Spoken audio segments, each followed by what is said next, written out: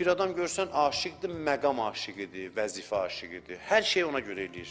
Bəzən özünü də yığışdırır, nəfsi ilə də mübarizə aparır. Ona görə ki, bu yaxşı deyil də, mən filan vəzifəyə iddialıyam, özümü elə aparım.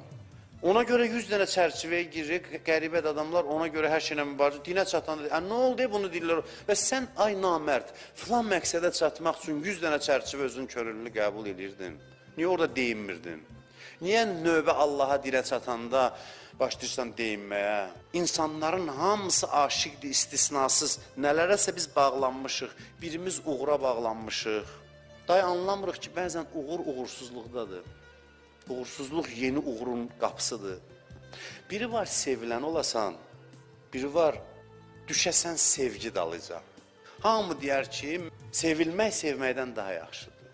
Xanımlar, əslində xanımın kişidən bu baxımdan üstünlüyü var ki, xanım oturur, istəyənlər gəlir, o seçim eləyir istəyənlər arasında. Aşiqlər gəlir, o onların içindən seçir, sevilir.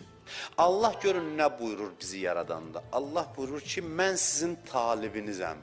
Sizi sevən mənəm. Kim cavab verər mənim eşqimə? Yaradılış budur, bax.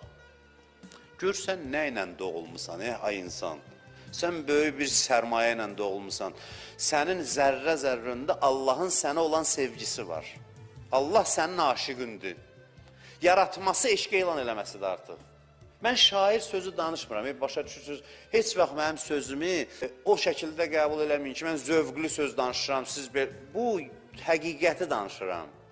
Yəni gedib soruşa bilərsiniz, öyrənə bilərsiniz. Yaradılışın sevgidən başqa səbəbi yoxdur.